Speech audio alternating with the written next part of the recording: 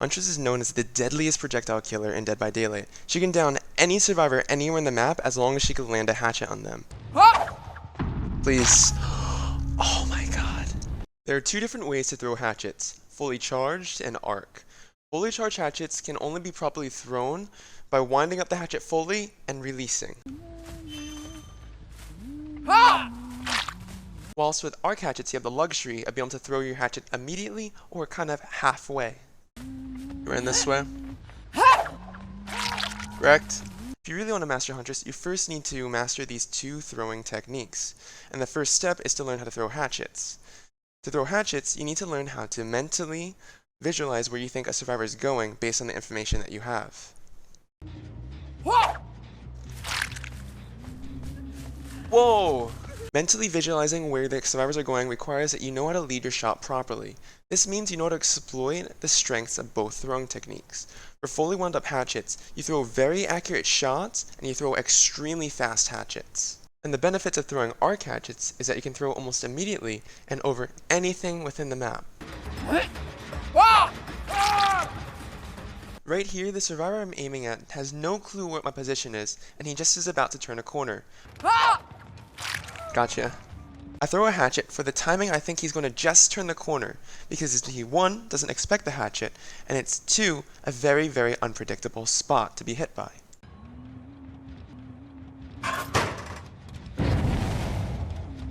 This guy's just going straight. The second step is utilizing the environment around you. Since we're on a map called Azrov's Resting Place, I know the center of the map is a vertical straight line of 3 jungle gyms. And I know the survivor running away from me has to go through those 3 jungle gyms, which means they're running in a straight line. I use my map knowledge in order to predict that the survivor will not anticipate the shot, and they'll be running in a straight line through those jungle gyms. High chance play. Oh. Oh. Survivors that don't anticipate you to hit a shot on them usually have around the same basic pattern of movement. They usually move in around a straight line in order to get from point A to B the fastest. But things get a little bit more complicated when the survivors actually do expect you to throw a hatchet at them. When survivors are anticipating that they're going to get hit by a hatchet, they dodge at 2 hot spots. 1, when you can immediately throw a hatchet. This ace is very good. And 2, when your hatchet's fully wound up.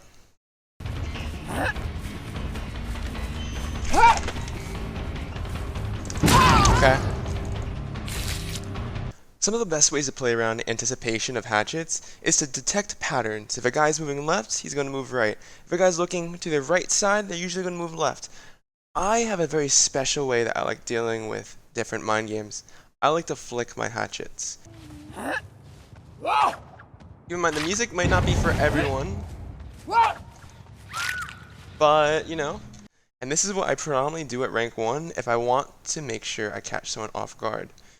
The direction I'm facing gives a lot of information to the survivors, and if I face the direction that I'm not throwing, they don't expect the hatchet to be thrown, which means I can get a nice clear shot on them. They don't know if I'm going to throw right on them, they don't know if I'm going to throw wide. I'm just going to throw the hatchet at them, and they're going to get hit by it.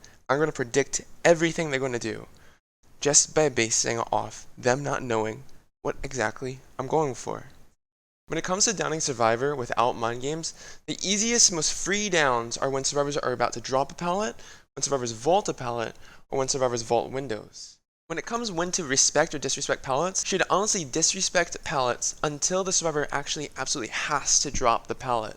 It's all about getting a feel for it. There's no correct way of when to respect a pallet or when to not respect a pallet, but that is a general rule of thumb, to just disrespect until they have to throw it down. The other free spot where it should be easy to get downs are melee hatchets. To set up melee hatchets, we do what Huntress call zoning. By merely holding just a hatchet up and following a survivor, you can steer them away from pallets, and you can steer them away from windows, and steer them away from safe zones to make it so that they have nowhere to go. This way, the survivor has to turn into you and try to 360 you. That way you can throw a nice quick hatchet right up close and then M1 them. When it comes to rank 1 Huntress perk builds, there are 2 types of Huntresses, Aggro and Control. I'm an Aggro Huntress. I like to use Bitter Murmur and Barbecue and Chili.